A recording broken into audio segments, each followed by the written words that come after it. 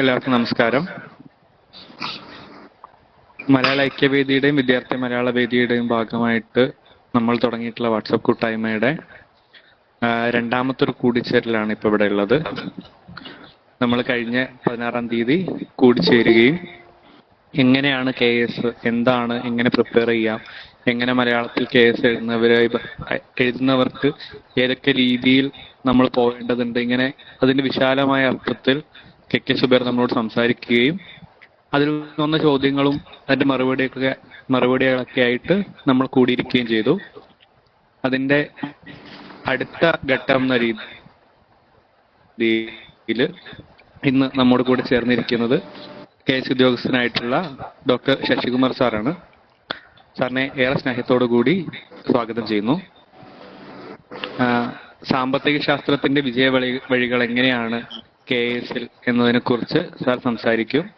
സംസാരിച്ചതിന് ശേഷം ഏതെങ്കിലും രീതിയിലുള്ള ഇടപെടലുകൾ ആവശ്യമാണെന്ന് സംശയങ്ങൾ ഉണ്ടെന്നുണ്ടെങ്കിൽ കഴിഞ്ഞ തവണ ചെയ്തതുപോലെ തന്നെ നിങ്ങൾക്ക് കമന്റ് ബോക്സിൽ എഴുതിയിടുകയോ അല്ലെങ്കിൽ ഹാൻഡ് റൈസ് ചെയ്തതിന് ശേഷം ചോദിക്കുകയോ ചെയ്യാം. നേരെ സംസാരിക്കാൻ വേണ്ടി സാറിനെ ക്ഷണിക്കും. ഓക്കെ, എല്ലാവർക്കും നമസ്കാരം. എന്നെ കേൾക്കാമോ? കേൾക്കാം സാർ, കേൾക്കാം. ഓക്കെ, ആദ്യമായിട്ട് നമ്മുടെ രണ്ടാമത്തെ ബാച്ച് KS എക്സാം എഴുതാൻ വേണ്ടിയിട്ട് ഈ ഒരു ഗ്രൂപ്പിൽ ചേരുകയും അതിനുള്ള ശ്രമങ്ങൾ നടത്തുകയും ചെയ്യുന്ന എല്ലാവർക്കും നല്ല വിജയമുണ്ടാകട്ടെ എന്ന് ആശംസിക്കുകയാണ്.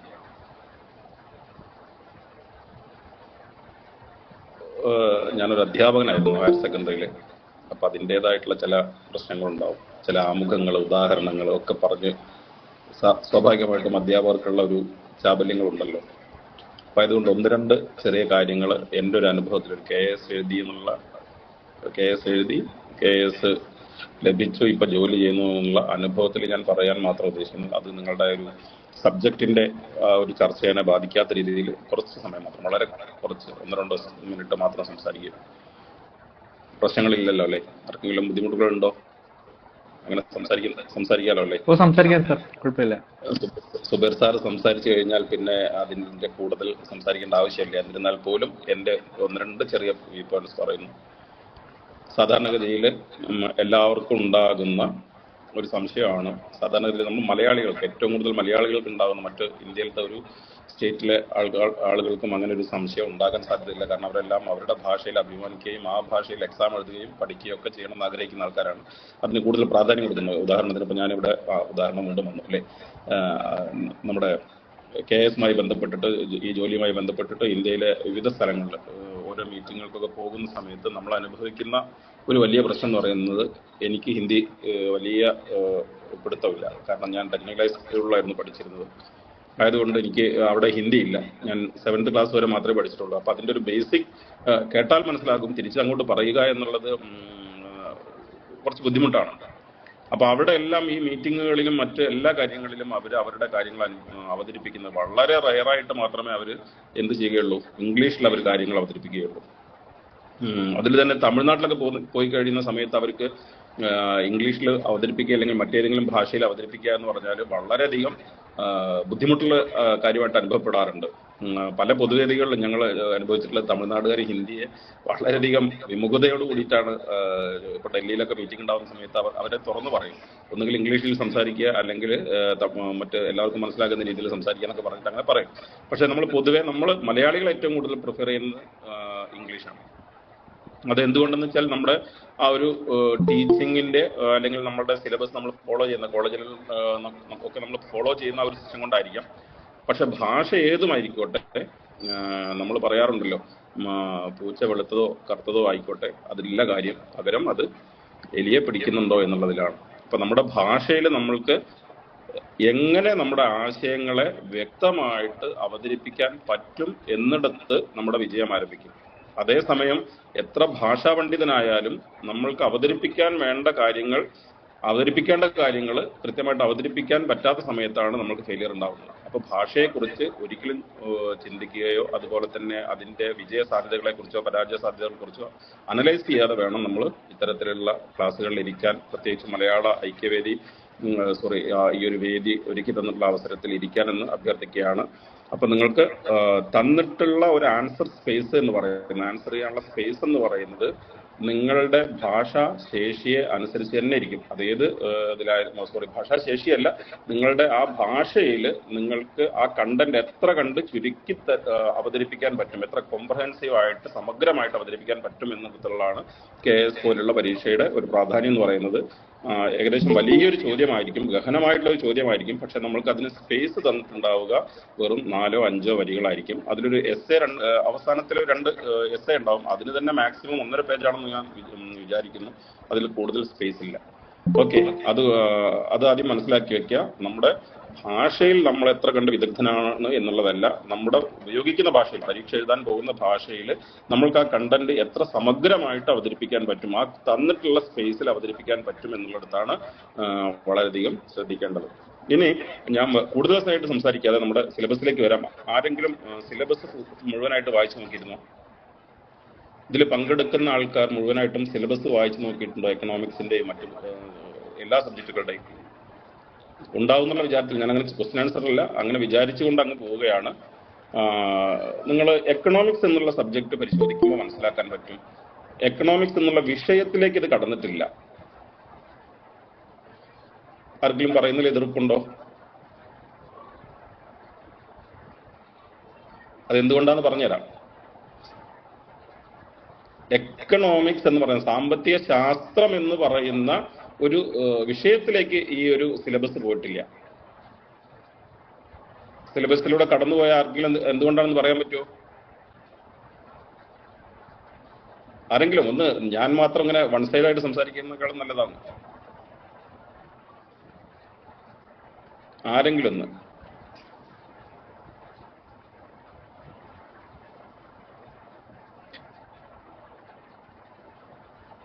ആരുമില്ലല്ലോ അഫ്സലെ പറയുന്നത്. ആരും പ്രതികരിക്കുന്നില്ല.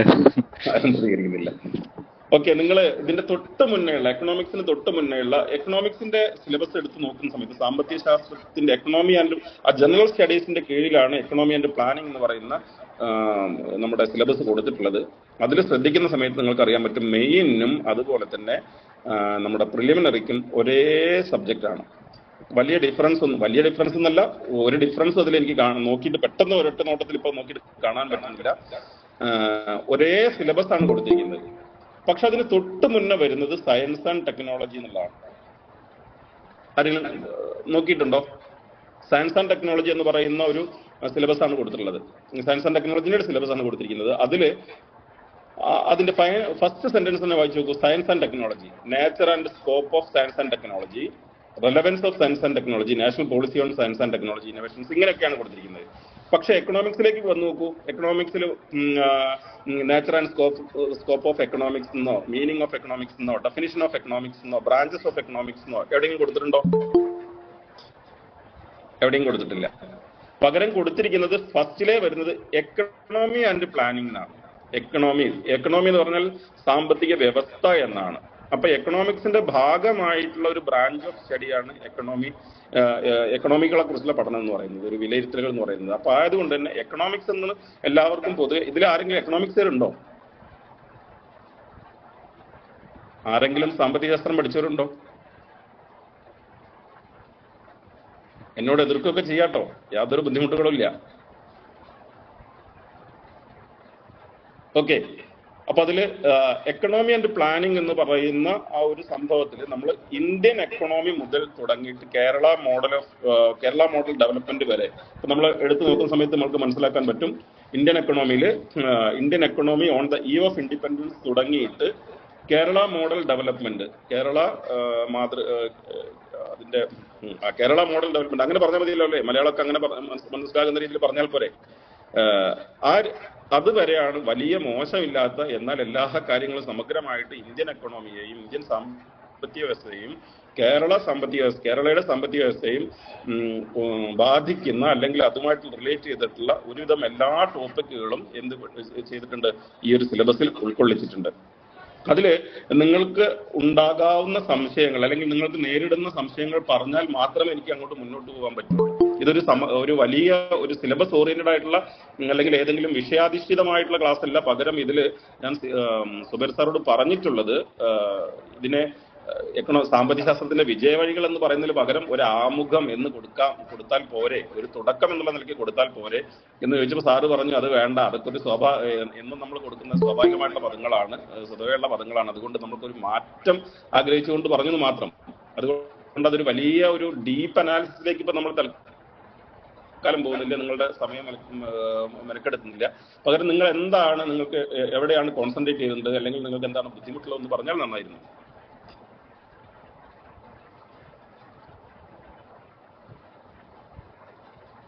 പഠിച്ചു തുടങ്ങിയ ആളുകൾ അതുമായി ബന്ധപ്പെട്ട് എന്തെങ്കിലുമൊക്കെ സംശയം ഉണ്ടെങ്കിൽ ഇപ്പൊ തന്നെ ചോദിച്ചു തുടങ്ങാം. അങ്ങനെ പ്രാക്ടീസ് സെക്ഷൻ എന്ന രീതിയിൽ മുമ്പോട്ട് പോയിട്ട് നമ്മള് വെറുതെ ഒരാൾ മാത്രം സംസാരിച്ചിട്ട് കാര്യമില്ല, എന്തെങ്കിലുമൊക്കെ ഇടയ്ക്കിടയ്ക്ക് ഇങ്ങോട്ട് കിട്ടണ്ടേ. സ്കൂളിലെ ക്ലാസ് സമയത്ത് പോലെ ആവരുത്. പ്രത്യേകിച്ചും നമ്മുടെ ഇന്റർവ്യൂവിനൊക്കെ നിങ്ങൾ അറ്റൻഡ് ചെയ്യാൻ പോവാണ്. ആ പോകുന്ന സമയത്ത് തീർച്ചയായിട്ടും നിങ്ങൾ സംസാരിച്ച് പഠിക്കണം. നമസ്കാരം സാർ, അർജുന് എവിടെയാണ് സാർ? ഞാൻ അർജുൻ, അട്ടപ്പാടിയിലെ. യെസ് അർജുൻ പ്രസാദ്. പ്രിപ്പയർ ചെയ്യുമ്പോൾ ഇതിന്റെ എക്കണോമിക്സിന്റെ NCERT ടെക്സ്റ്റ് തന്നെ മതിയോ? പിന്നെ കേരള കോണ്ടക്സ്റ്റിൽ നമ്മൾ പ്രിപ്പയർ ചെയ്യുമ്പോഴേ അതിനൊരു മെറ്റീരിയൽ, ക്രെഡിബിൾ ആയിട്ടുള്ള ഒരു മെറ്റീരിയൽ എന്തായിരിക്കും എന്നുള്ള ഒരു കൺഫ്യൂഷൻ ഉണ്ട് സാർ. തീർച്ചയായിട്ടും പറയാം. ഓക്കെ, എന്നെ കൊണ്ട് അറിയുന്ന മെറ്റീരിയൽസ് ഞാൻ പറയാം. ഇനി എന്തെങ്കിലും ജിഷ്ണു ഹാൻഡ് റൈസ് ചെയ്തിട്ടുണ്ടല്ലോ സാറേ. NCERTയുടെ ഓൺ ദ ഈവ് ഓഫ് ഇൻഡിപെൻഡൻസിന്റെ ഫസ്റ്റ് ചാപ്റ്റർ തന്നെ പഠിച്ചാൽ മതിയോ അതോ അതിൽ കൂടുതൽ വല്ലതും പഠിക്കണം നമ്മള്? ആ സിലബസ് പറയാം. നല്ല ക്വസ്റ്റ്യൻസ് ആണ് രണ്ടുപേരും ചോദിച്ചത്. ഇനി എന്തെങ്കിലും ഉണ്ടോ? ചോദ്യങ്ങൾ ചോദിച്ച് പഠിക്കണം, ചോദ്യങ്ങൾക്ക് ആൻസർ ചെയ്ത് പഠിക്കണം. കാരണം നിങ്ങൾ ഇതിൽ നിന്ന് വിജയിക്കും എന്നാണ് എൻ്റെ ഒരു പ്രതീക്ഷ. എല്ലാവരും വിജയിക്കണം എന്നാണ്. നിങ്ങൾ നേരിടാൻ പോകുന്നത് വലിയൊരു ഗ്രൂപ്പ് ഓഫ് ഇന്റർവ്യൂ ബോർഡിനെയാണ്. അപ്പൊ തീർച്ചയായിട്ടും ആദ്യമേ തന്നെ എന്ത് തെറ്റിയാലും കുഴപ്പമില്ല, കാരണം ഇതാണ് വേദികൾ. ഞാനൊക്കെ അങ്ങനെ പൊട്ടത്തെറ്റുകൾ പറഞ്ഞു പഠിച്ചാണ് എൻ്റെ ഹയർ സെക്കൻഡറിയിലും മറ്റേ കുറേയധികം ഇന്റർവ്യൂകളിലൊക്കെ പൊട്ടത്തെറ്റുകൾ പഠിച്ചിട്ടാണ് ഇങ്ങനെ ശരിയായി കുറച്ചെങ്കിലുമൊക്കെ ശരിയായിട്ട് വന്നിട്ടുള്ളത്. അതുകൊണ്ടാണ് ആ ധൈര്യം കൂടുതൽ വന്നിട്ടുള്ളത്. മറ്റുള്ള ആൾക്കാർക്ക് ചോദിക്കാം.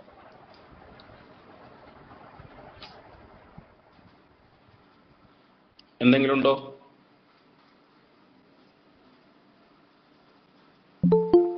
ചോദ്യം ഒന്നും വന്നിട്ടില്ല സാർ. അത് മറുപടി പറഞ്ഞിട്ട് അടുത്തേക്ക് പോകാൻ തോന്നുന്നു. തീർച്ചയായിട്ടും. ഒരു തുടക്കക്കാരൻ എന്നുള്ള നിലയ്ക്ക് നമുക്ക് എക്കണോമിക്സിനെ, ഞാൻ പറഞ്ഞു എക്കണോമിക്സ് എന്ന് പറയുന്ന ഒരു സബ്ജക്റ്റിലേക്ക് ഈ സിലബസ് കടന്നിട്ടില്ല.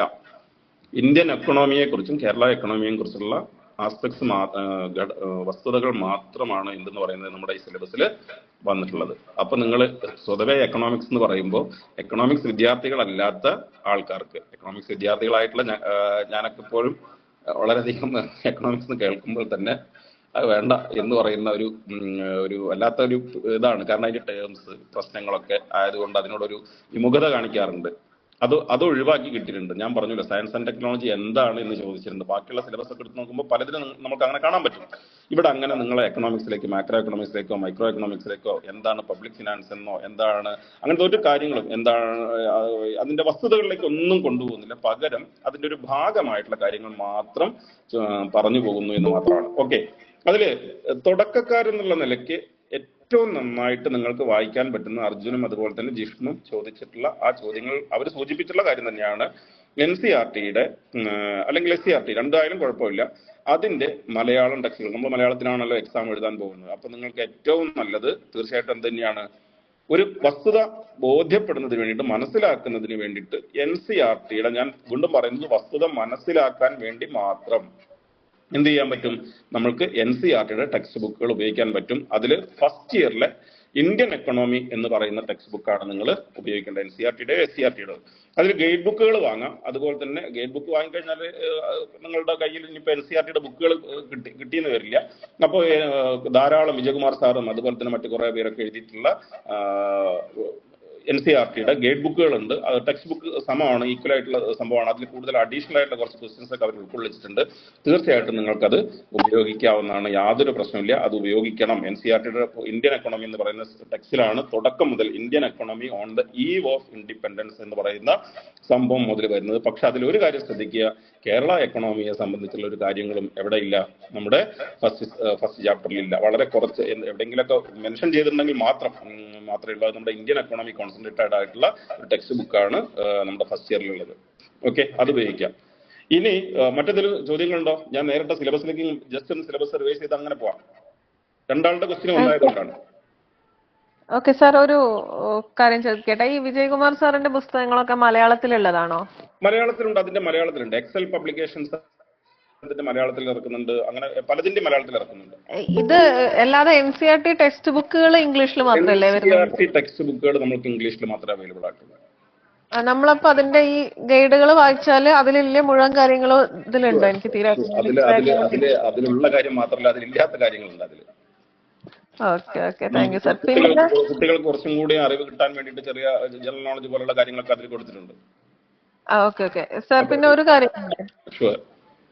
നമ്മളിപ്പോ കേരള എക്കണോമി, കേരള കാര്യങ്ങളൊക്കെ നോക്കാൻ വേണ്ടിയിട്ട് നമ്മള് കേരള ബഡ്ജറ്റ്, അങ്ങനത്തെ എക്കണോമിക് റിവ്യൂ, അങ്ങനത്തെ കാര്യങ്ങളെല്ലാം വായിച്ചാൽ മതിയാവോ? അതിലേക്ക് ഞാൻ വരാം. അതിലേക്ക് അത് നിങ്ങൾക്ക് നിങ്ങൾക്ക് വായിച്ച് മടുക്കാനുള്ള പുസ്തകങ്ങൾ പറഞ്ഞുതരാം. ഒരുപാട് വേണ്ട സാർ, കാരണം അത് എന്തുകൊണ്ടാണെന്നറിയാം, ഞാൻ എന്റെ അറിവ് പ്രകടിപ്പിക്കാനല്ല. ചില പുസ്തകശാലകൾ, നമ്മൾ ബുക്ക് സ്റ്റോളുകളിൽ പോകുന്ന സമയത്ത് നമ്മൾക്ക് എന്തുണ്ടാവില്ല, ഞാൻ പറഞ്ഞു തരുന്ന ഒരു ബുക്ക് ചിലപ്പോൾ അവിടെ കിട്ടില്ല. ഇപ്പൊ ഞാൻ തിരുവനന്തപുരത്താണ് ഇപ്പൊ ജോലി ചെയ്യുന്നത്, ഇവിടെ അണ്ടർ സെക്രട്ടറിയാണ് PMD-യിൽ പ്രോഗ്രാം. പക്ഷെ ഒരു ബുക്ക് സ്റ്റോൾ പോകുന്ന സമയത്ത് ആ ബുക്ക് കിട്ടില്ല. ഉദാഹരണത്തിന് ഞാനിപ്പോൾ അസിസ്റ്റന്റ് ഡയറക്ടറായിട്ട് എനിക്ക് ട്രാൻസ്ഫർ ആയി. അപ്പോൾ സുബൈർ സാറിനോട് സംസാരിച്ചപ്പോൾ സാറ് പറഞ്ഞു കുറച്ച് പുസ്തകങ്ങൾ അതിനോട് ബന്ധപ്പെട്ട് വായിക്കാനുണ്ട്, ഭാഷാ ഇൻസ്റ്റിറ്റ്യൂട്ടിന്റെയും ഒക്കെ വായിക്കാനുണ്ടെന്ന് പറഞ്ഞു.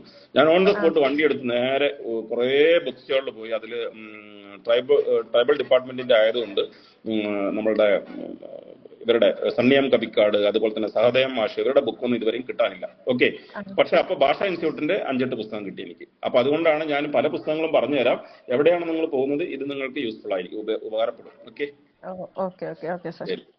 ഇനി ഇതിൽ എവിടെയെങ്കിലും ഈ ഒരു സിലബസ് വായിച്ച് നോക്കിയ സമയത്ത് നിങ്ങൾക്ക് എന്തെങ്കിലും ബുദ്ധിമുട്ടുണ്ടോ എന്ന് കൂടി ചോദിച്ചാൽ എനിക്ക് അറിയാവുന്നത് ഞാൻ പറഞ്ഞുതരാം. കാരണം എന്താ പറയുക, എനിക്ക് ഈ ഒരു ഇപ്പൊ മാർച്ച് 31 ആണല്ലോ, അതിന്റെ തിരക്കുകളും അതുപോലെ തന്നെ കുറെ വർക്ക്ഷോപ്പുകളുടെ ഒക്കെ പ്രശ്നങ്ങളുള്ളതുകൊണ്ട് നിങ്ങൾക്കായിട്ട് അത്ര കണ്ട് പ്രിപ്പയർ ചെയ്യാനൊന്നും എനിക്ക് പറ്റിയിട്ടില്ല. പക്ഷെ എന്റെ മനസ്സിൽ ഓർമ്മയുള്ളത് വെച്ചിട്ട് ഞാൻ നിങ്ങൾക്ക് പറഞ്ഞുതരാം എന്നുള്ളതുകൊണ്ടാണ്. സബ്ജക്റ്റിലേക്ക് നിങ്ങൾക്ക് അവിടെ എന്തെങ്കിലും ബുദ്ധിമുട്ട് തോന്നിയിട്ടുണ്ടോ സിലബസിലേക്ക് പോയ സമയത്ത് ആർക്കെങ്കിലും? ഓക്കെ, പറഞ്ഞോളൂ ധൈര്യമായിട്ട് പറഞ്ഞു. ഇവിടെ മൂന്നാമത്തെ നമ്മുടെ ഇക്കോണമി ആൻഡ് പ്ലാനിങ്ങില് മൂന്നാമത്തെ ഇതായി കൊടുത്തിരിക്കുന്നത് industrial policy, public sector enterprises and the performance growth and pattern of industrialisation ഒരു ഭാഗം ഉണ്ടല്ലോ. ആ ഒരു ഭാഗം കുറച്ച് പിന്നെ നമ്മൾ കേൾക്കാത്തൊരു ഭാഗം. ഞാൻ പിന്നെ മലയാളം വിഷയം മലയാളമാണ്. ഹ്യൂമാനിറ്റീസ് പഠിക്കുന്ന സമയത്ത് എക്കണോമിക്സ് 2 വർഷം പഠിച്ചിട്ടുണ്ട്. ആ ഭാഗം നമ്മൾ കേട്ടിട്ടില്ല. ശരി, ഓക്കെ. വേറെന്തെങ്കിലും?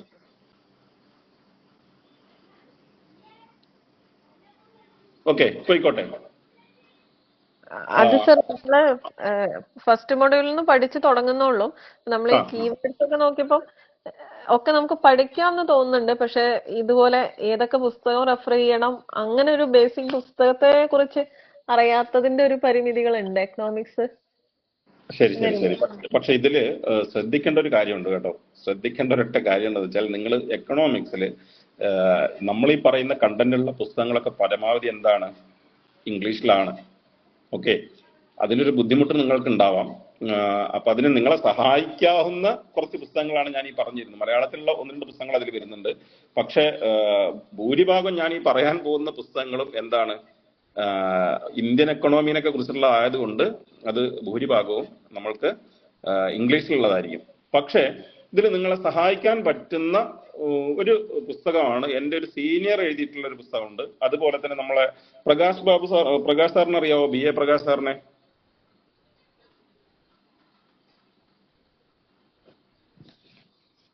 ജോമോൻ മാത്യു എന്ന് പറഞ്ഞിട്ടുള്ള ഒരാൾ എഴുതിയിട്ടുള്ള ഒരു പുസ്തകമുണ്ട്. അദ്ദേഹം ജോൺ മത്തായി സെന്ററിൽ എൻ്റെ സീനിയർ ആയിരുന്നു. അതിൽ ഇന്ത്യൻ എക്കണോമി എന്ന് പറഞ്ഞിട്ട് തന്നെ അദ്ദേഹം മലയാളത്തിൽ ഒരു പുസ്തകം പ്രസിദ്ധീകരിച്ചിട്ടുണ്ട്. അത് നിങ്ങൾക്ക് ഉപകാരപ്പെടും. Indian economy.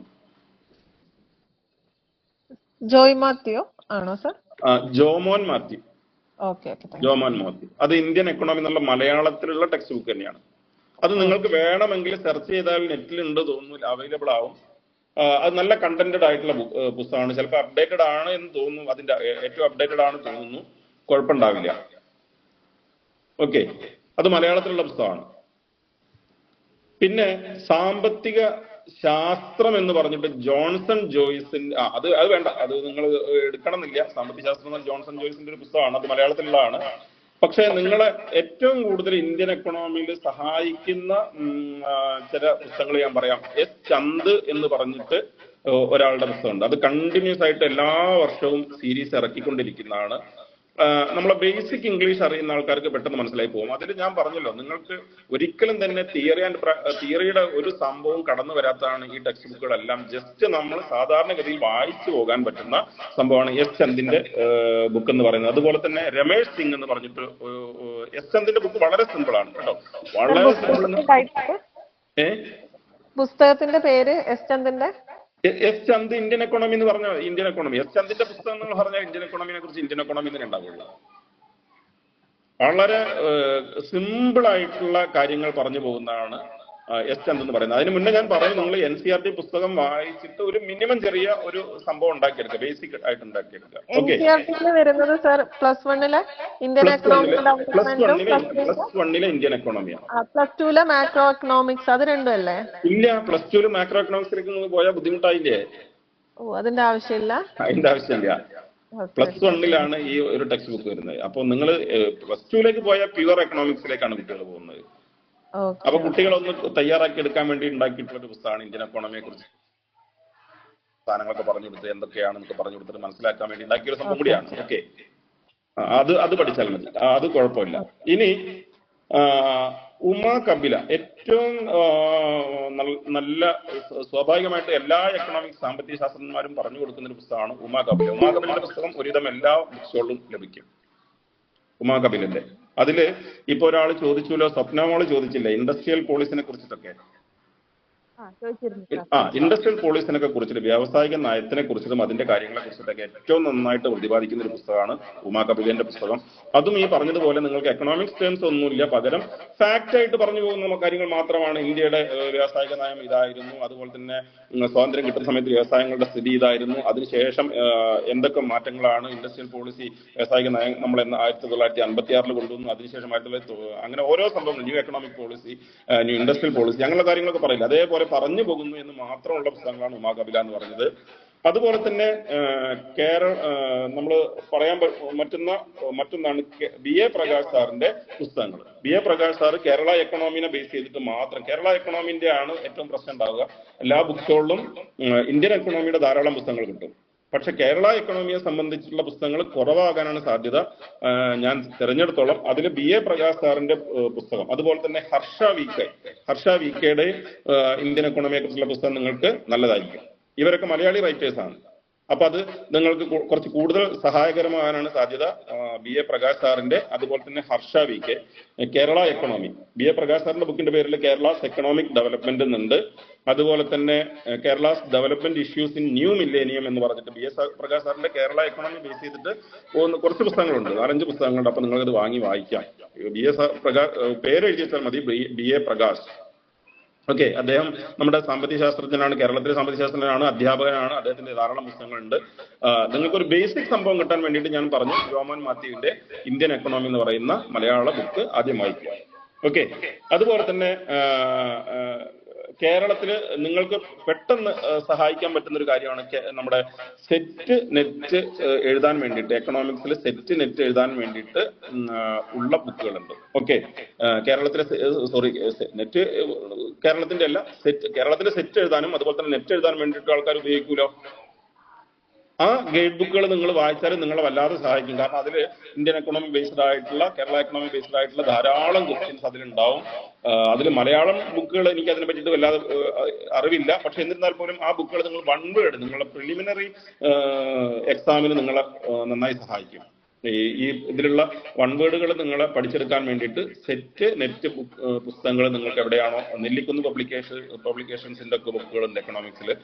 അതുപോലെ തന്നെ ധാരാളം പബ്ലിക്കേഷൻസ് ഉണ്ട്. ആ പബ്ലിക്കേഷൻസിൽ നിങ്ങൾക്ക് ഉപയോഗിച്ചാൽ നല്ല സിമ്പിളായിട്ട്, ഞാൻ ഉപയോഗിച്ചിരുന്ന നെല്ലിക്കുന്ന് പബ്ലിക്കേഷൻസ് എന്ന് പറഞ്ഞിട്ടൊരു പുസ്തകമായിരുന്നു. അതിൽ എക്കണോമിക്സിന്റെ ധാരാളം ക്വസ്റ്റ്യൻസ് ഉണ്ടായിരുന്നു.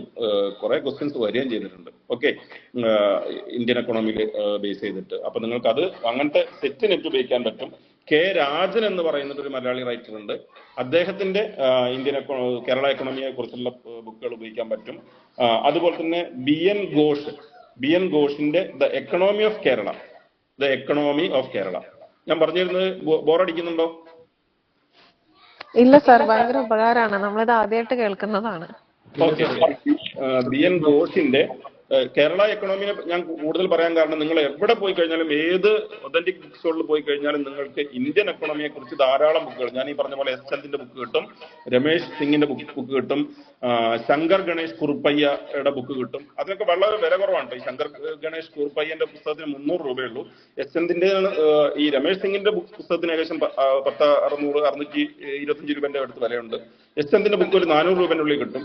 അതുപോലെ തന്നെ ബി എൽ ഗുപ്ത, ഇങ്ങനെ കുറെ പുസ്തകങ്ങൾ നിങ്ങൾക്ക് ഇന്ത്യൻ എക്കണോമിയിലുണ്ട്. ഇന്ത്യൻ എക്കണോമിയെ കുറിച്ച് ഞാൻ വല്ലാതെ പറയണ്ട, ഇത്ര മാത്രം മതി. അതിൽ ഉമാ കപിലന്റെ പുസ്തകം വായിച്ചു നോക്കുക. അതുപോലെ തന്നെ MA ഉമ്മൻ സാറുടെ കേരള ഡെവലപ്മെന്റ് എക്സ്പീരിയൻസസ് എന്ന് പറഞ്ഞിട്ടൊരു പുസ്തകമുണ്ട്. MA ഉമ്മൻ സാറിന്റെ കേരള ഡെവലപ്മെന്റ് എക്സ്പീരിയൻസ്. ഞാൻ വീണ്ടും പറയുന്നു, ഇതൊക്കെ നിങ്ങളെ ബുദ്ധിമുട്ടിക്കാത്ത രീതിയിൽ സിമ്പിൾ ഇംഗ്ലീഷിൽ പറഞ്ഞു പോകുന്ന പുസ്തകങ്ങളാണ്. പുസ്തകങ്ങൾ ഇത്ര മതിയോ? ഇനി നിങ്ങൾ വായിച്ചിരിക്കേണ്ട ഏറ്റവും പ്രധാനപ്പെട്ട ഒരു സംഭവമാണ് പറയാൻ പോകുന്നത്.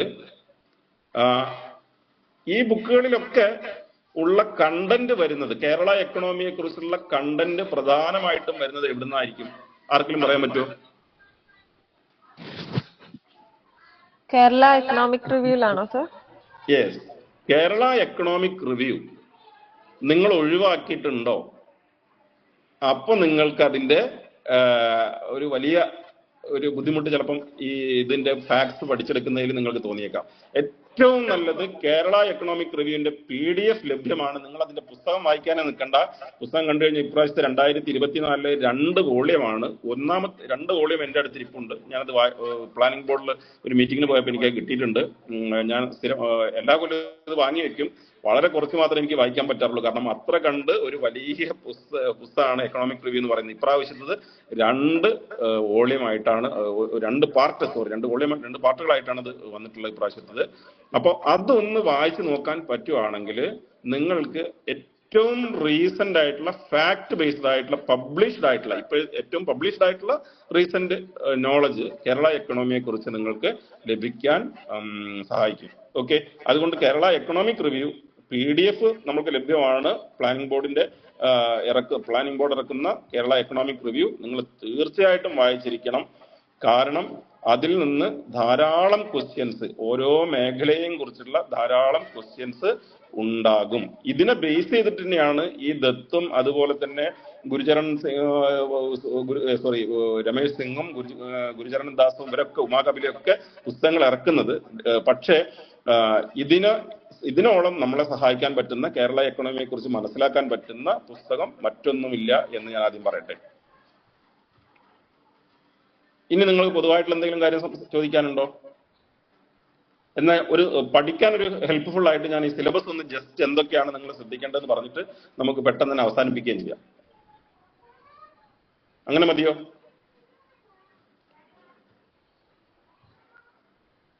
അങ്ങനെ മതിയാവും സാർ. സാറേ ഒരു കാര്യം ചോദിച്ചോളൂ, ഈ തോമസ് ഐസക്കിന്റെ പുസ്തകങ്ങൾ ഉണ്ടെന്ന് കഴിഞ്ഞ തവണ സുബൈർ സാർ പറഞ്ഞിട്ടുണ്ടായിരുന്നു.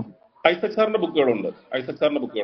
ഞാനത് പറയാൻ വിട്ടുപോയതാണ്. ഐസക് സാറിന്റെ ബുക്കുകളും നമ്മൾക്ക് എക്കണോമിയിൽ, കേരള എക്കണോമിയിലുണ്ട്. പക്ഷെ അതിങ്ങനെ കണ്ടന്റ് ബേസ്ഡ് ആണോ എന്ന് എനിക്കറിയില്ല. ഞാൻ അതിന്റെ ഒരു പുറംചട്ടകൾ വായിച്ചു നോക്കുന്ന സമയത്ത് അത് ഒരു സ്റ്റഡി ബേസ്ഡ് ആയിരിക്കും. അത് നമ്മുടെ CDSലാണ് അദ്ദേഹം BSc ചെയ്തിട്ടുള്ളത്. അപ്പൊ തീർച്ചയായിട്ടും അത് നിങ്ങൾ ഉപകാരപ്പെടും. ഞാനത് വായിച്ചിട്ടില്ല, അതുകൊണ്ട് എനിക്കത് പറയാൻ പറ്റുന്നില്ല.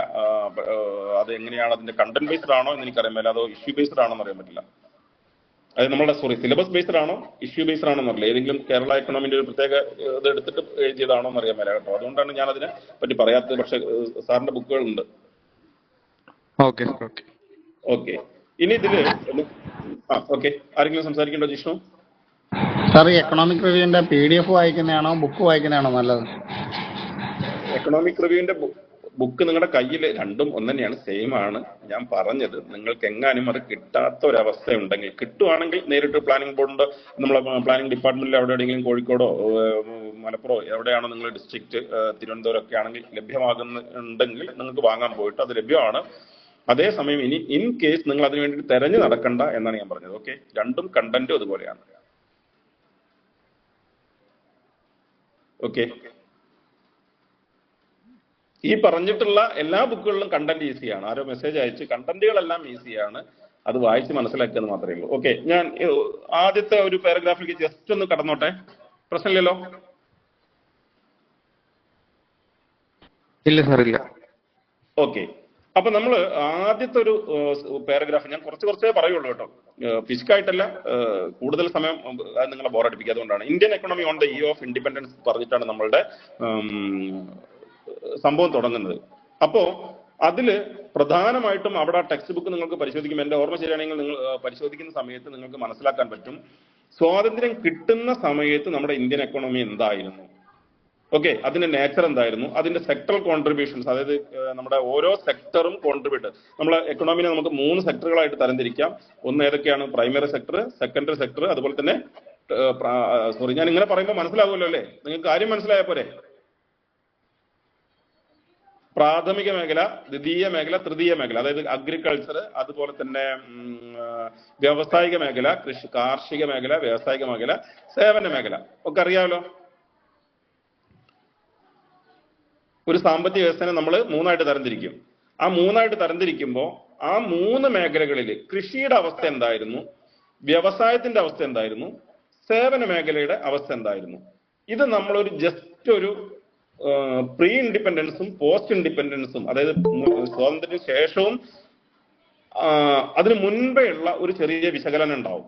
നമ്മുടെ സാമ്പത്തിക വ്യവസ്ഥയുടെ ദേശീയ വരുമാനം എന്തായിരുന്നു, അതിനെക്കുറിച്ച് പഠിച്ചത് ആരായിരുന്നു കണക്കെടുപ്പ് നടത്തിയത്, ആദ്യമായിട്ട് സെൻസസ് വന്നത് എന്താണ്, അങ്ങനെയുള്ള കുറെ കാര്യങ്ങളാണ് എവിടെ വരുന്നത്? Indian economy on the eve of independence, സ്വാതന്ത്ര്യം ലഭിക്കുന്ന സമയത്ത് നമ്മളുടെ ഇന്ത്യൻ എക്കണോമിയുടെ അവസ്ഥ എന്തായിരുന്നു, Indian economy in post reform period. അതായത് നമ്മൾ സാധാരണ ഇന്ത്യ ചെയ്തു, നമ്മൾ അതിനുശേഷം കുറെ സാമ്പത്തിക റിഫോംസ്, വിപ്ലവങ്ങൾ എന്നൊക്കെ പറയില്ല, മാറ്റങ്ങൾ ഉണ്ടാക്കാൻ വേണ്ടിയിട്ട്. അതിന്റെ എനിക്ക് ക്ഷമിക്കണം, ഞാൻ ഇംഗ്ലീഷിലാണ് പരീക്ഷ എഴുതിയത്. ഞാനിങ്ങനെ അത് പഠിപ്പിച്ചതും അങ്ങനെ ആയതുകൊണ്ട് എനിക്ക് എല്ലാതും കിട്ടില്ല. പക്ഷെ നമ്മൾ മലയാളത്തിൽ ഇങ്ങനെ ഞാൻ പരമാവധി ശ്രമിക്കുന്നുണ്ട്. അതിന്റെ ടേംസ് മനസ്സിലായില്ലെങ്കിൽ എന്നോട് പറയണം കേട്ടോ. എനിക്ക് അറിയുന്ന മലയാളം ടേംസിൽ ഞാൻ പറഞ്ഞുതരാം. അതില് റിഫോംസിന് മുൻപ് നമ്മൾ പരിഷ്കരണം നടത്തൂലേ, ചില സാമ്പത്തിക പരിഷ്കരണങ്ങൾക്ക് മുൻപ് നമ്മുടെ എക്കണോമിന്റെ അവസ്ഥ എന്തായിരുന്നു, ഇന്ത്യൻ എക്കണോമി സ്വാതന്ത്ര്യം കിട്ടുന്നതിന് മുന്നുള്ള അവസ്ഥ എന്തായിരുന്നു, സ്വാതന്ത്ര്യം കിട്ടിയതിനു ശേഷമുള്ള അവസ്ഥ എന്താണ്. ഇത്രയാണ് നമ്മൾ ഇന്ത്യൻ എക്കണോമിയിൽ സാധാരണഗതിയിൽ പഠിക്കുന്നത്. അതിൽ നോക്കൂ, നിങ്ങൾ ഓരോന്ന് നോക്കുന്ന സമയത്തും ന്യൂ എക്കണോമിക് റിഫോംസ്, ഇന്ത്യയിലെ സാമ്പത്തിക രംഗം പരിഷ്കരിക്കാൻ വേണ്ടിയിട്ട് നിരവധി സാമ്പത്തിക പരിഷ്കാരങ്ങൾ, റിഫോംസ് ഇന്ത്യൻ ഗവൺമെന്റ് കൊണ്ടുവന്നിട്ടുണ്ട്. അത് ന്യൂ എക്കണോമിക് പോളിസി എന്ന് ഓരോന്ന് കൊണ്ടുവരുമ്പോഴും അതിനെ ന്യൂ എക്കണോമിക് പോളിസി എന്ന് പറയും. അതുപോലെ തന്നെ വ്യാവസായിക ഇതാണെങ്കിലും അതിനെ നമ്മൾ ന്യൂ ഇൻഡസ്ട്രിയൽ പോളിസി എന്ന് പറയും. അങ്ങനെ 1956-ലും അതുപോലെ തന്നെ 1991-ലും എല്ലാം ഇങ്ങനെ വിപ്ലവങ്ങൾ ഉണ്ടായിട്ടുണ്ട്. അതിനെക്കുറിച്ച് നിങ്ങൾ ഈ ബുക്കുകൾ നിങ്ങൾക്ക് കിട്ടാൻ പറ്റും. എല്ലാ പുസ്തകങ്ങളും ഇത് ലഭ്യമാണ്. അവിടെ പ്രധാനമായിട്ടും ഈ ഓരോ മേഖലയിലും എന്ത് മാറ്റങ്ങളാണ് സർക്കാർ കൊണ്ടുവന്നുള്ളത്, അതിന്റെ മുൻപ് എന്തായിരുന്നു അവസ്ഥ എന്നാണ് ശ്രദ്ധിക്കേണ്ടത്. അതിന് പിന്നെ മറ്റൊന്നാണ് നീതി ആയോഗ് എന്ന് പറയുന്നത്. നീതി ആയോഗ് നമ്മൾക്കറിയാം, ആദ്യം ഇന്ത്യയിലെ കാര്യങ്ങളെല്ലാം പ്ലാൻ ചെയ്ത് നടപ്പിലാക്കിയിരുന്നത് ആരായിരുന്നു അറിയാവോ?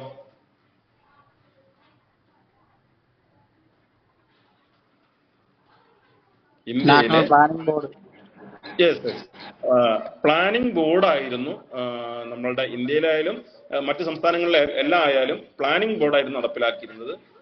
പകരം ഇപ്പൊ അതെന്തായിട്ട് മാറ്റി? നീതി ആയോഗ് എന്ന് പറഞ്ഞിട്ടുള്ള ഒരു സംഭവമാക്കി മാറ്റി, ഒരു സിസ്റ്റത്തിലേക്ക് വന്നു. National institution for transforming India, NITI Aayog എന്ന് പറയുന്ന ഒരു സംവിധാനത്തിലേക്ക് വന്നു. അതിന്റെ ഘടന എന്താ പറയാ, അതിന്റെ ഒരു ഇതുണ്ടല്ലോ, നമ്മുടെ ഉദ്യോഗസ്ഥ തലം അതുപോലെ തന്നെ നേതൃത്വ തലത്തിലൊന്നും വ്യത്യാസം വന്നില്ല. അതിന്റെ ചെയർമാൻ ഇപ്പോഴും ആര് തന്നെയാണ്? പ്രധാനമന്ത്രി തന്നെയാണ്. പ്ലാനിംഗ് ബോർഡിന്റെ ആദ്യത്തെ ചെയർമാനും പ്രധാനമന്ത്രി, ഇന്ത്യൻ പ്ലാനിംഗിന്റെയും ചെയർമാൻ എന്ന് പറയുന്നത് പ്രധാനമന്ത്രി തന്നെയാണ്. അതിന് ഉപാധ്യക്ഷന്മാരുണ്ടാവും. ഇപ്പോ നമ്മുടെ അദ്ദേഹത്തിന്റെ പേര്, അദ്ദേഹത്തിന്റെ കൂടെ ഞാൻ ലൈസൺ ഓഫീസറായിട്ട് പോയിട്ടുണ്ട്, പെട്ടെന്ന് പേര് വരുന്നില്ല, ഓർമ്മ വരുന്നില്ല. അദ്ദേഹത്തിനെ വീണ്ടും നമ്മുടെ നീതി ആയോഗിന്റെ വൈസ് ചെയർമാനായിട്ട് സെലക്ട് ചെയ്തിട്ടുണ്ട്. കഴിഞ്ഞ വൈസ് ആൾ തന്നെയാണ് ഇപ്പോഴും വൈസ് ചെയർമാനായിട്ടുള്ളത്. അങ്ങനെയുള്ള ആ ഒരു സിസ്റ്റത്തെ കുറിച്ച് പ്ലാനിംഗ് ബോർഡ്, നീതി ആയോഗിന്റെ ഒരു സംഭവം എന്താണ് എന്ന് നിങ്ങളൊന്ന് നോക്കേണ്ടി വരും. അതുപോലെ തന്നെ national income and per capita income, നമ്മളുടെ സ്വാതന്ത്ര്യം കിട്ടുന്നതിന് മുൻപേയും സ്വാതന്ത്ര്യം കിട്ടിയതിന് ശേഷവും നമ്മുടെ നാഷണൽ ഇൻകത്തിലും per capita income, per capita എന്ന് പറഞ്ഞാൽ നമ്മളുടെ വ്യക്തിഗത വരുമാനത്തിലും എന്താണ് അതിന്റെ അവസ്ഥ ഉണ്ടായിരുന്നു നമ്മൾ നോക്കേണ്ടി വരും. അതുപോലെ തന്നെ സെക്ടറൽ കോൺട്രിബ്യൂഷൻ എന്ന് പറഞ്ഞാൽ ഞാൻ ഈ പറഞ്ഞു, ഇന്ത്യൻ എക്കണോമിയുടെ, ഇന്ത്യൻ സാമ്പത്തിക വ്യവസ്ഥയിലേക്ക് സംഭാവന ചെയ്യുന്നത് 3 മേഖലകളിൽ നിന്നാണ്. ഞാൻ പറഞ്ഞു, അത് കൃഷിയൊക്കെ ഉൾപ്പെടുന്ന പ്രാഥമിക മേഖല, വ്യവസായമൊക്കെ ഉൾപ്പെടുന്ന ദ്വിതീയ മേഖല, ബാങ്കിങ്, അതുപോലെ തന്നെ മറ്റ് ഹോട്ടൽസ്, ഇങ്ങനെയുള്ള കാര്യങ്ങളൊക്കെ ഉണ്ടാവില്ലേ, ഹോസ്പിറ്റൽസ്, അങ്ങനത്തെ കാര്യങ്ങളൊക്കെ ഉൾക്കൊള്ളുന്ന സേവന മേഖല. ഇവയിൽ നിന്ന്, ഈ 3 മേഖലയിൽ നിന്നും ഇൻഡിപെൻഡൻസ് കിട്ടുന്ന സമയത്ത്, സ്വാതന്ത്ര്യം കിട്ടുന്ന സമയത്ത് നമ്മുടെ ഇന്ത്യൻ എക്കണോമിയിലേക്ക് കിട്ടിയിരുന്നത് എന്താണ്, അന്ന് എത്ര തൊഴിലാളികൾ ഇന്ത്യൻ എക്കണോമിയിൽ വർക്ക് ചെയ്തിരുന്നു, ഈ ഓരോ മേഖലയിലും വർക്ക് ചെയ്തിരുന്നു, അവരൊക്കെ കോൺട്രിബ്യൂട്ട് ചെയ്തിരുന്ന, അവരൊക്കെ സംഭാവന ചെയ്തിരുന്ന ഷെയർ എന്താണ്, ഈ നമ്മുടെ ദേശീയ വരുമാനത്തിലേക്കുള്ള ഷെയർ എന്താണ് എന്ന് നമ്മൾ നോക്കേണ്ടി വരും. അതിനുശേഷം പോസ്റ്റ് റിഫോം, അതിന് നമ്മൾക്ക് ഈ റിഫോംസ് ഒക്കെ നടപ്പിലാക്കിയതിനു ശേഷം, ന്യൂ എക്കണോമിക്സ്, പുതിയ സാമ്പത്തിക നയമൊക്കെ വന്നതിന് ശേഷം അതിന്റെ ഘടനയിൽ മാറ്റം വന്നിട്ടുണ്ടോ? കൃഷിയാണോ ഇപ്പൊ കൂടുതൽ കൊടുക്കുന്നത്? വ്യവസായമാണോ കൂടുതൽ കൊടുക്കുന്നത്? അതുപോലെ തന്നെ സേവന മേഖലയിൽ നിന്നാണോ ഏറ്റവും കൂടുതൽ കൊടുക്കുന്നത് എന്നുള്ളത് നമുക്ക് പരിശോധിക്കേണ്ടി വരും. അതും കൃത്യമായിട്ടുള്ള കണക്കുകൾ നമ്മൾക്ക് ഈ പറഞ്ഞ ബുക്കുകളിൽ നിന്ന് ലഭിക്കുന്നതാണ്. അതുപോലെ തന്നെ 5 ഇയർ പ്ലാൻസിനെ കുറിച്ചിട്ട്, 5 ഇയർ പ്ലാൻസിന്റെ ലക്ഷ്യങ്ങൾ, ഇതിൽ ഒരു കാര്യം ശ്രദ്ധിക്കണം കേട്ടോ, നിങ്ങൾ മനസ്സിലാക്കേണ്ടത്, ഒരിക്കലും തന്നെ നിങ്ങളോട് ഇന്ത്യൻ എക്കണോമിയെയും കേരള എക്കണോമിയെ കുറിച്ച് ചോദിക്കുന്ന സമയത്ത് എന്താണ് എന്ന് ചോദിക്കുന്ന ഒരു അവസ്ഥ ഉണ്ടാവില്ല. പകരം അതൊരു ഇംപ്ലിക്കേഷൻ ലെവലിലായിരിക്കും. അതെങ്ങനെ സ്വാധീനിച്ചു, നിങ്ങളുടെ അഭിപ്രായങ്ങൾ, അങ്ങനത്തെ ഒരു സംഭവം ഉണ്ടാവില്ല. നമ്മൾക്ക് അതിന്റെ ഒരു ഇംപ്ലിക്കേഷൻ എന്ന് പറഞ്ഞാൽ എന്താ മലയാളത്തിൽ, നമ്മൾ അതിന്റെ ഒരു ആശയം പഠിച്ചു കഴിഞ്ഞാൽ അതെങ്ങനെ പ്രാവർത്തിക തലത്തിലേക്ക് കൊണ്ടുവരുന്നൊരു ചോദ്യം ഉണ്ടല്ലോ, ആ ചോദ്യങ്ങളായിരിക്കും ഇന്ത്യൻ എക്കണോമിയിലായാലും കേരള എക്കണോമിയിലായാലും ഒക്കെ നിങ്ങളോട് ചോദിക്കുക. അതിന്റെ സമകാലീന പ്രസക്തി, ഇതൊക്കെയാണ് നമ്മൾ പഠിച്ചെടുക്കേണ്ടത്. അല്ലാതെ നേരത്തെ ചോദിക്കുന്നത് വാട്ട് ഈസ് എക്കണോമിക്സ് എന്ന് ചോദിക്കുന്ന, വാട്ട് ഈസ് ഇന്ത്യൻ എക്കണോമി എന്ന് ചോദിക്കുന്ന ചോദ്യങ്ങൾ ഒരിക്കലും പ്രതീക്ഷിക്കരുത്. പകരം അത് നിങ്ങളോട് ചോദിക്കുന്നത് ഈ മാറ്റങ്ങൾ ഇതുകൊണ്ട് ഇന്ത്യൻ 1991 ന്യൂ എക്കണോമിക് പോളിസി കൊണ്ട്, അല്ലെങ്കിൽ ന്യൂ ഇൻഡസ്ട്രിയൽ പോളിസി കൊണ്ട് ഇന്ത്യൻ എക്കണോമിയുടെ വരുമാനത്തിലുണ്ടായ മാറ്റങ്ങളെ കുറിച്ച് ഞാൻ ഒരു എക്സാമ്പിൾ പറഞ്ഞത് മാത്രം കേട്ടോ. അങ്ങനെ ആയിരിക്കും നിങ്ങളോട് ചോദ്യങ്ങൾ മിക്കവാറും ചോദിക്കാൻ സാധ്യത എന്നാണ് ഞാൻ പറയുന്നത്. അതുപോലെ തന്നെ നമ്മുടെ 5 ഇയർ പ്ലാൻസിന്റെ ഗോൾസ് എന്താണ്, അതിന്റെ കൺസ്ട്രെയിൻസ്, പ്രശ്നങ്ങൾ എന്തൊക്കെയാണ്, അതുപോലെ തന്നെ അതിന്റെ പോളിസി ഫ്രെയിംവർക്ക് എന്താണ്, ഇങ്ങനത്തെ കാര്യങ്ങളൊക്കെ നമ്മളോട് സാധാരണഗതിയിൽ ചോദിക്കാം. അവിടുന്ന് നിങ്ങൾ ചോദിക്കാൻ പറ്റുന്ന സംഭവങ്ങളുണ്ട്. അത് ഇന്ത്യൻ എക്കണോമിയിൽ കിട്ടുന്നതാണ്. പിന്നെ പ്രധാനമായിട്ടുള്ള ഒരു മേഖലയാണ് ലാൻഡ് റിഫോംസ്. കൃഷിയുമായി ബന്ധപ്പെട്ട് വരുന്ന സമയത്ത് 2ാമത്തെ ചാപ്റ്ററിൽ ആ ഒരു പാരഗ്രാഫിലേക്ക് നമ്മൾ വരുന്ന സമയത്ത് land reforms in India, land reforms വളരെ വിജയകരമായിട്ട് നടപ്പിലാക്കിയിട്ടുള്ളത്, അതും നമ്മൾ കേരള കോൺടെക്സ്റ്റിലേക്ക് വേണ്ടി വരും. ഏറ്റവും കൂടുതൽ വിജയകരമായിട്ട് നടപ്പിലാക്കിയിട്ടുള്ള ഒരേ ഒരു സംസ്ഥാനമേ ഉള്ളൂ. വളരെ കുറച്ച് 1-2 സംസ്ഥാനങ്ങളെ നടപ്പിലാക്കിയിട്ടുള്ളൂ. പക്ഷെ അതിൽ വിജയിച്ചു എന്ന് പറയുന്ന രീതിയിൽ നടപ്പിലാക്കിയിട്ടുള്ള സംസ്ഥാനം കേരള മാത്രമേ ഉള്ളൂ എന്ന് മനസ്സിലാക്കുക.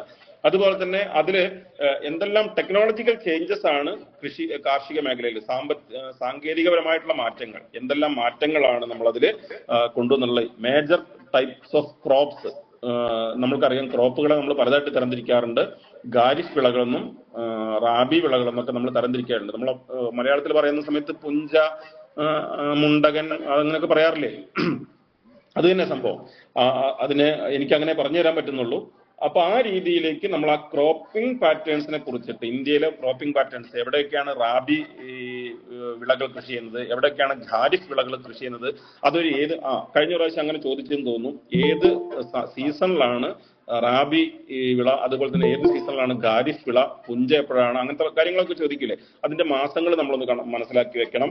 അതുപോലെ തന്നെ അതിലുള്ള വിളകളുടെ തരങ്ങൾ, ഏതൊക്കെ വിളകളുടെ തരങ്ങളാണ് അതിൽ, റാബി വിളകൾ എന്ന് പറഞ്ഞാൽ ഏതൊക്കെയാണ്, ഖാരിഫ് വിളകൾ എന്ന് പറഞ്ഞാൽ ഏതൊക്കെയാണ്, അങ്ങനെയുള്ള കാര്യങ്ങളൊക്കെ നിങ്ങളൊന്ന് മനസ്സിലാക്കി വെക്കണം. അത് കൃത്യമായിട്ട് പഠിച്ചിരിക്കണം, അത് ചോദിക്കും. അതുപോലെ തന്നെ മറ്റൊന്നാണ് പ്രൈസിങ്. ഇപ്പൊ ഏറ്റവും വലിയ ഒരു ചോദ്യം വരാൻ സാധിക്കുന്ന ഒരു സംഭവമാണ് നമ്മളുടെ MSP എന്ന് പറയുന്നത്. MSP എന്ന് പറഞ്ഞാൽ എന്താ അറിയാവോ? ഞാൻ പറയുന്നത് ബോറടിക്കുന്നുണ്ടെങ്കിൽ പറയണം കേട്ടോ. നിർത്തണം എന്നുണ്ടെങ്കിൽ അപ്പൊ പറഞ്ഞോളാം, ഞാൻ നിർത്തിക്കോ. MSP എന്ന് പറയുന്ന ഒരു പ്രശ്നം ഇന്ത്യൻ എക്കണോമിയിൽ ഏറ്റവും കൂടുതൽ പ്രശ്നം ഉണ്ടാക്കിക്കൊണ്ടിരിക്കുന്ന ഒരു സംഭവമാണ്. Minimum support price. Minimum support price എന്ന് പറയുന്നത്. കാരണം നമ്മുടെ കർഷകരുടെ സമരം കഴിഞ്ഞ ഇപ്പോഴും തീർന്നില്ല, അത് താൽക്കാലികമായിട്ട് നിർത്തി വെച്ചതാണ്. നമ്മളുടെ ഹരിയാനയിലും പഞ്ചാബിലൊക്കെ കർഷകർ വന്നിട്ട് നമ്മളുടെ ശംഭുവിലൊക്കെ, ഡൽഹിയിലെ ശംഭുവിലെ റോഡൊക്കെ തടഞ്ഞ് മാസങ്ങളോളം വർഷങ്ങളോളം സമരം ചെയ്തതിന്റെ അതിന്റെ റീസൺസ് നിങ്ങൾക്കറിയാം. Minimum support price. Minimum support price എന്നാൽ ഏറ്റവും അതിനെന്താ പറയാ, ഏറ്റവും ചുരുങ്ങിയതായിട്ട് ആ ഒരു വിളക്ക് ലഭിക്കേണ്ട വില. ഓക്കെ, അതിന്റെ പ്രൈസിങ് എങ്ങനെയാണ് നടപ്പിലാക്കുന്നത് എന്നുള്ളതാണ് നമ്മൾ മനസ്സിലാക്കേണ്ടത്. അത് അവിടെ നിങ്ങൾക്ക് ചോദ്യങ്ങൾ വന്നേക്കല്ല, വരും, തീർച്ചയായിട്ടും വരും. പിന്നെ agriculture finance and policy and marketing. Agriculture ഫിനാൻസിന് ഉദാഹരണത്തിന്, അഗ്രികൾച്ചർ ഫിനാൻസ് എന്ന് പറഞ്ഞാൽ എന്തൊക്കെ തരത്തിലുള്ള സഹായങ്ങളാണ്, സാമ്പത്തിക സഹായങ്ങളാണ്, ഏതൊക്കെ തരത്തിലുള്ള ഇൻസ്റ്റിറ്റ്യൂഷൻസിലൂടെയാണ്, സ്ഥാപനങ്ങളിലൂടെയാണ് കൊടുക്കുന്നത്. അതിൽ അഗ്രികൾച്ചർ സഹായം കൊടുക്കുന്ന ഏറ്റവും വലിയൊരു അപ്പെക്സ് ബോഡിനെ കുറിച്ച് ആർക്കെങ്കിലും പറയാൻ പറ്റുമോ? അപ്പെക്സ് ബോഡി എന്ന് പറഞ്ഞാൽ ഉയർന്ന തലത്തിലുള്ള, ഏറ്റവും ഉയർന്ന ഈ കാർഷിക മേഖലയിൽ നേരിട്ട് നമുക്കൊന്നും കിട്ടില്ല അവരെ കയ്യിൽ നിന്ന്. പക്ഷെ അത് സഹകരണ ബാങ്കുകളിലേക്കും മറ്റു ബാങ്കുകളിലൊക്കെ RRB, വെരി ഗുഡ്, നബാർഡ്. അപ്പൊ അങ്ങനെയുള്ള നമ്മളുടെ agriculture finance policy and marketing, നമ്മൾ എങ്ങനെയാണ് നമ്മളിത് വിൽക്കാൻ വേണ്ടിയിട്ട് ഇന്ത്യയിലും ഉദാഹരണത്തിന് പലതരത്തിലുള്ള മാർക്കറ്റിംഗ് എന്ന് പറഞ്ഞാൽ എന്താണ്? വിൽക്കൽ അല്ലെ? വിൽക്കലുകൾക്ക് മാർക്കറ്റുകളുണ്ട്. മാർക്കറ്റുകൾക്ക് നമ്മൾ പറയുന്ന പേരാണ് ഹുണ്ടീസ് എന്ന് പറയുന്നത്, അറിയാമല്ലോ അല്ലെ? അതില് അപ്ന മണ്ടീസ്, അതുപോലെ തന്നെ അങ്ങനെ എന്തൊരു ബസാർ, അങ്ങനെയുള്ള കുറെ സംഭവങ്ങളുണ്ട് ഓരോ മേഖലയിലും. ആന്ധ്രയിലാണെങ്കിലും അതുപോലെ തന്നെ മറ്റു ചൈത്രു ബസാർ, അങ്ങനെ കുറെ സംഭവങ്ങളുണ്ട്. അപ്ന മണ്ടീസ്, ചൈത്രു ബസാർ, അതുപോലെ തന്നെ ഉഴവർ സാണ്ടി, തമിഴ്നാട്ടിലാണെങ്കിൽ ഉഴവർ സാണ്ടി, ഇങ്ങനെ ധാരാളം മാർക്കറ്റുകളുണ്ട്. ഇവിടെയൊക്കെ അവർക്ക് വിറ്റഴിക്കാൻ പറ്റും. കേരള എക്കണോമിയിലേക്ക് വരുന്ന സമയത്ത് കേരളത്തിൽ മാർക്കറ്റിങ്ങിന് വേണ്ടിയിട്ട് എന്തെല്ലാം പരിപാടികളാണ് കേരള സർക്കാർ സ്വീകരിച്ചിട്ടുള്ളത്, അതുപോലെ തന്നെ കേരളത്തിൽ കർഷകരെ സഹായിക്കാൻ വേണ്ടിയിട്ട് എന്തെല്ലാം തരത്തിലുള്ള നയങ്ങളാണ്, പോളിസികളാണ് കേരള സർക്കാർ എടുത്തിട്ടുള്ളത്. അവിടെ നിങ്ങൾക്ക് കുറച്ച് അത്യാവശ്യം നല്ല വായിക്കേണ്ടി വരും. കാരണം അത് കാർഷിക മേഖലയുമായി ബന്ധപ്പെട്ടുള്ള ഒരു ഇമ്പോർട്ടന്റ് ഏരിയ ആണ്. പിന്നെ ഇനി മറ്റൊന്നാണ് issues in food security and public distribution system. Public distribution നമുക്കറിയാലോ, റേഷനിങ്, അതുപോലെ തന്നെ മാവേലി സ്റ്റോറുകൾ, അതങ്ങനെയുള്ള കാര്യങ്ങളൊക്കെ നമ്മൾ ഇവിടെ നേരിടുന്ന പ്രശ്നങ്ങൾ, അതിന്റെ ഒരു സിസ്റ്റം, സാമ്പ്രദായികമായിട്ടുള്ള രൂപം, ഇങ്ങനെയൊക്കെ നമ്മൾ ചോദിക്കാം. അതുപോലെ തന്നെ ഗ്രീൻ റവല്യൂഷൻ ചോദിക്കുന്ന സമയത്ത് എന്താണ് ഗ്രീൻ റവല്യൂഷൻ എന്നതിലുപരി, ഗ്രീൻ റവല്യൂഷൻ നമ്മുടെ എക്കണോമിയിൽ ഉണ്ടാക്കിയിട്ടുള്ള ഫുഡ് സെക്യൂരിറ്റിയിൽ, അതോടെയാണ് നമ്മൾ ഫുഡ് സെക്യൂരിറ്റിയാണ് ഗ്രീൻ റവല്യൂഷന്റെ, ഹരിത വിപ്ലവത്തിന്റെ ഏറ്റവും പ്രാധാന്യം വരുന്നത് ഫുഡ് സെക്യൂരിറ്റിയുമായി ബന്ധപ്പെട്ടാണ്. ഫുഡ് സെക്യൂരിറ്റി എന്താ? ഭക്ഷ്യസുരക്ഷയുമായി ബന്ധപ്പെട്ടാണ്. അത് നമ്മൾക്ക് മനസ്സിലാക്കാൻ പറ്റും. അത് നേരെ ഒന്നാമത്തേലേക്ക് പോകുന്ന സമയത്ത്, ഒന്നാമത്തെ ഖണ്ഡികയില്ല, ഒരു പാരഗ്രാഫ് നമുക്ക് നോക്കുക, Indian economy on the eve of independence എന്ന്, അതിനോട് കണക്ട് ചെയ്ത് വായിക്കേണ്ടതാണ് ഗ്രീൻ റവല്യൂഷൻ എന്ന് പറയുന്നത്. നമ്മുടെ ജനങ്ങൾക്ക് ഭക്ഷണം കൊടുക്കാൻ വേണ്ടിയിട്ട് ഇൻഡിപെൻഡൻസ്, സ്വാതന്ത്ര്യം കിട്ടിയതിനു ശേഷം നമുക്ക് പച്ചക്കറികൾ, അതായത് അഗ്രികൾച്ചർ ഐറ്റംസ് പോലും മറ്റു വിദേശ രാഷ്ട്രങ്ങളിൽ നിന്ന് കൊണ്ടുവരേണ്ട ഗതികേടുണ്ടായിരുന്നു. നിങ്ങൾക്കറിയാം അമേരിക്കൻ റവ എന്ന് പറയുന്നത്, ഇപ്പോഴത്തെ തലമുറക്ക് അറിയാമല്ല, പണ്ട് നമ്മുടെ സ്കൂളുകളിലൊക്കെ ലഭ്യമായിരുന്ന ഒരു അമേരിക്കൻ റവ ഉണ്ട്, ഒരു മഞ്ഞ റവ ഒക്കെ ഉണ്ടായിരുന്നു. അപ്പൊ അതിന് പോലും നമ്മൾക്ക് എവിടെ ആശ്രയിക്കേണ്ടി വന്നിരുന്നു? മറ്റ് വിദേശ രാഷ്ട്രങ്ങളെ ആശ്രയിക്കേണ്ടി വന്നിരുന്നു. അപ്പൊ അതില് ഈ ഗ്രീൻ റവല്യൂഷൻ എന്ത് മാറ്റമാണ് നമ്മുടെ ഇന്ത്യൻ എക്കണോമിയിൽ ഉണ്ടായിട്ടുള്ളതെന്നാണ് ചോദിക്കേണ്ടത്. ഗ്രീൻ റവല്യൂഷൻ നമ്മൾക്കറിയാം, നമ്മുടെ അതിന്റെ ഉപജ്ഞാതാവ് നമ്മുടെ ഡോക്ടർ എം എസ് സ്വാമിനാഥനാണെന്ന് അറിയാം. എന്തൊക്കെ തരത്തിലുള്ള ഗ്രീൻ റവല്യൂഷനിലേക്ക് നയിച്ച ഘടകങ്ങൾ, അതുപോലെ തന്നെ ഗ്രീൻ റവല്യൂഷൻ ഉണ്ടാക്കിയിട്ടുള്ള അനന്തരഫലങ്ങൾ, ഇമ്പാക്ട്സ്, അതിന്റെ എന്താണ് ഇമ്പാക്ട്സ്, നമ്മൾ അവസാനം നമുക്ക് എന്ത് ചെയ്യേണ്ടി വന്നു. ഇപ്പൊ നമ്മൾ ഇവിടുന്ന് നമ്മൾ അതിന്റെ എക്സ്പോർട്ടേഴ്സ് ആണ് അല്ലെ, നമ്മൾ കയറ്റുമതി ചെയ്യുന്ന നിലയിലേക്ക് കൊണ്ടുവരാൻ വേണ്ടിയിട്ട് എന്ത് ചെയ്തു, ഗ്രീൻ റവല്യൂഷൻ നമ്മളെ സഹായിച്ചു. അപ്പൊ ആ സഹായിച്ചത് അങ്ങനെ അതെന്തെല്ലാം മാറ്റങ്ങളാണ് ഇന്ത്യൻ എക്കണോമിയിൽ ഉണ്ടായത് എന്ന് നിങ്ങളോട് അത് നിങ്ങൾ ചോദിക്കാം. അതിന്റെ ഫാക്ടേഴ്സ് ഒക്കെ വെച്ചിട്ട് ചോദിക്കാം. അതുപോലെ തന്നെ policies four sustainable agriculture and organic farming, നമ്മൾ എന്തെല്ലാം സസ്റ്റൈനബിൾ അഗ്രികൾച്ചർ എന്ന് പറഞ്ഞാൽ സുസ്ഥിരമായിട്ടുള്ള കൃഷി, അതിലേക്ക് നമ്മൾ എന്തെല്ലാം മാർഗങ്ങളാണ് നയങ്ങളാണ് സ്വീകരിച്ചിട്ടുള്ളത്. ഓർഗാനിക് ഫാമിംഗ് അതിന്റെ എന്തായാലും പറയാ, ഓർഗാനിക് ഫാമിംഗ് നിങ്ങൾ എന്താ പറയാ, വിഷം ഇതൊക്കെ രഹിതമായിട്ടുള്ള സംഭവങ്ങളില്ലേ, അതിലേക്കൊക്കെ നമ്മൾ നമ്മുടെ സർക്കാർ സ്വീകരിച്ച നയങ്ങൾ എന്തൊക്കെയാണ് എന്നുള്ള അതാണ് അവിടെ ചർച്ച ചെയ്യുന്നത്. ഇനി മനസ്സിലാക്കാൻ വേണ്ടി പറഞ്ഞത് മാത്രം. ഇനി മൂന്നാമത്തെ ഒരാൾ ചോദ്യം ചോദിച്ചിട്ടുള്ള ഇൻഡസ്ട്രിയൽ പോളിസി എന്ന് പറഞ്ഞാൽ നമ്മൾ ഇന്ത്യ സ്വീകരിച്ച, അവിടെയാണ് ഏറ്റവും മനസ്സിലാക്കേണ്ട ഒരു കാര്യം, നമ്മളുടെ ഇൻഡസ്ട്രിയൽ പോളിസി വളരെ റിജിഡ് എന്ന് പറഞ്ഞാൽ എന്താ, കടുംപിടുത്തുള്ള ഒരു സംഭവമായിരുന്നു കേട്ടോ. ലൈസൻസിങ് സമ്പ്രദായം എന്ന് പറയാം. നമ്മൾ ലൈസൻസ് രാജ് എന്ന് കേട്ടിട്ടുണ്ടോ? ചുവപ്പ് നാട സമ്പ്രദായം ഒക്കെ കേട്ടിട്ടുണ്ടോ? പണ്ടത്തെ നിങ്ങൾ ഒന്ന് മനസ്സിലാക്കിയെടുക്കാൻ വേണ്ടി മാത്രമാണ് അത് പറയുന്നത്, അല്ലാതെ ഇത് ഒരു ഡീപ്പ് അനാലിസിസ് അല്ല എന്ന് ഞാൻ പറഞ്ഞിട്ടുണ്ട്.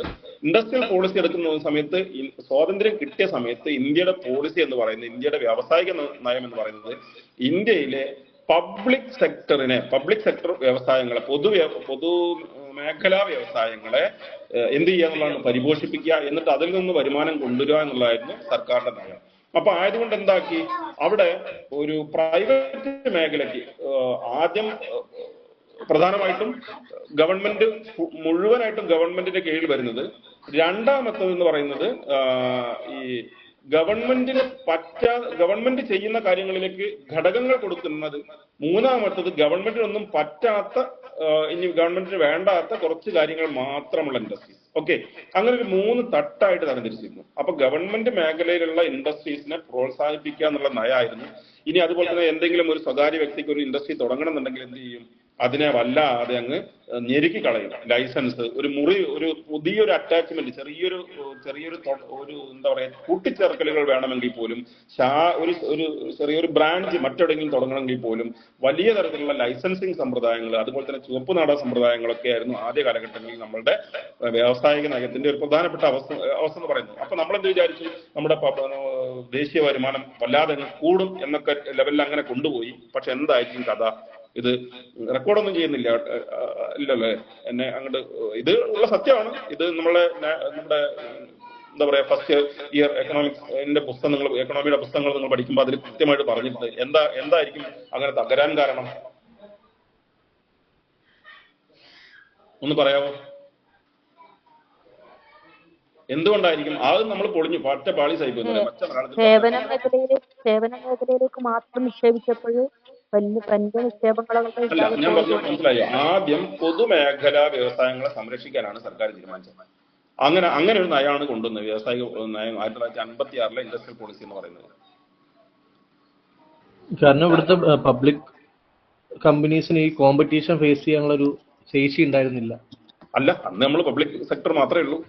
അല്ല, നവരത്ന കമ്പനീസ് ആയിട്ട് അവരെ ഡെവലപ്പ് ചെയ്ത് വരേണ്ട ഒരു നവരത്ന കമ്പനീസ് ഇപ്പൊ വീണ്ടും നമ്മളൊന്ന് ഒരു കമ്പനി കൂടി, അതൊക്കെ നിങ്ങൾ ശ്രദ്ധിക്കണ്ടോ. ഞാൻ പറഞ്ഞപ്പോ കോൺട്രിബ്യൂട്ട് ചെയ്യാണ്, കോൺട്രിബ്യൂട്ട് ചെയ്യാൻ പറ്റും. ഇപ്പൊ ഒരു കമ്പനീനെ എന്ത് ചെയ്തിട്ടുണ്ട്, നവരത്ന കമ്പനികളിൽ കൂട്ടിച്ചേർത്തിട്ടുണ്ട്. അതൊക്കെ നിങ്ങൾ പബ്ലിക് ഇതായിട്ട് പഠിക്കേണ്ടി വരും കേട്ടോ. പെട്ടെന്ന് അപ് ടു ഡേറ്റ് ആയിട്ട് ഏറ്റവും ശ്രദ്ധിക്കേണ്ട ഒരു കാര്യം എന്ന് പറഞ്ഞാൽ, ഏത് മലയാള പത്രം എടുത്ത് നോക്കിയാലും, ഏത് ഇംഗ്ലീഷ് പത്രം എടുത്ത് നോക്കിയാലും, ഹിന്ദി പത്രം എടുത്ത് നോക്കിയാലും നിങ്ങൾക്ക് കാണാൻ പറ്റുന്ന ഒരു കാര്യം എന്ന് പറയുന്നത്, എക്കണോമിക്സിന്റെ ഒരു പ്രത്യേക പേജ് അവിടെ ഉണ്ടാവും.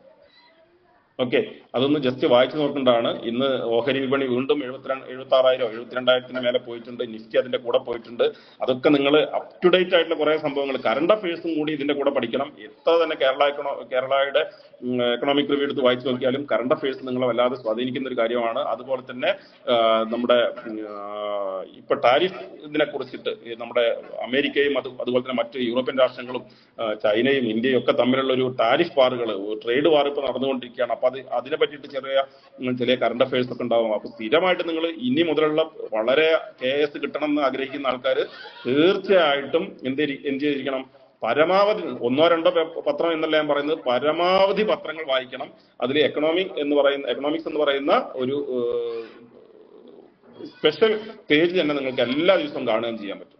ഓക്കെ, മറ്റൊന്നുമല്ല, നമ്മൾക്ക് പറയാൻ പറ്റും, പൊതുവെ സർക്കാർ മേഖല ആയതുകൊണ്ട്, പബ്ലിക് മേഖലയിലായതുകൊണ്ട് ഇതൊരു ലതാർജി ഉണ്ടായി. ലതാർജി എന്ന് എന്താ, ഭയങ്കര ഒരു മടി. ഇതിന് ഇങ്ങനെ നമുക്ക് അവിടെയുള്ള ഒരു എന്താ പറയാ, വേണമെങ്കിൽ വേണ്ട അങ്ങനെ ഒരു സംഭവം, വേണമെങ്കിൽ വേണം അങ്ങനെയുള്ള ഒരു സംഭവം ഉണ്ടാവുമല്ലോ. അങ്ങനെ വന്നുകൊണ്ടാണ് അതാകെ പൊളിഞ്ഞത്. അത് മാത്രമല്ല, മറ്റു വിദേശ കമ്പനികളുമായിട്ട് പിടിച്ചു നിൽക്കാനുള്ള ഒരു കോമ്പറ്റീഷൻ നമുക്ക് ഉണ്ടായില്ല. അത് സത്യമാണ്. അത് ഇങ്ങനെ കുറച്ച് ഫാക്ടേഴ്സ് കൊണ്ട് ഈ ഒരു നയം നമുക്ക് പൊളിയാണ്. അത് പൊട്ടിപ്പാളീസായി എന്നൊക്കെ പറയില്ലേ, അതിൽ നമ്മൾക്ക് വിചാരിക്കുന്ന രീതിയിൽ നമ്മുടെ ഇൻഡസ്ട്രിക്ക് വേണ്ടത്ര വളർച്ചയൊന്നും ഉണ്ടായില്ല. പിന്നെയാണ് നമ്മൾ ന്യൂ ഇൻഡസ്ട്രിയൽ പോളിസിയിലേക്ക് കടക്കുന്നത്. ഇതെല്ലാം ഒഴിവാക്കിക്കൊണ്ട് നമ്മൾ ന്യൂ ഇൻഡസ്ട്രിയൽ പോളിസിയിലേക്ക് പോകുന്നത്. കാരണം നമ്മൾ ലൈസൻസ് രാജ് എടുത്തു കളഞ്ഞു. അതൊക്കെ ഞാൻ വീണ്ടും അതിലേക്ക് വരുന്നുണ്ട്. ലൈസൻസ് രാജ് എടുത്തു കളഞ്ഞു. പിന്നെ പലതരത്തിലുള്ള ഇമ്പോർട്ട്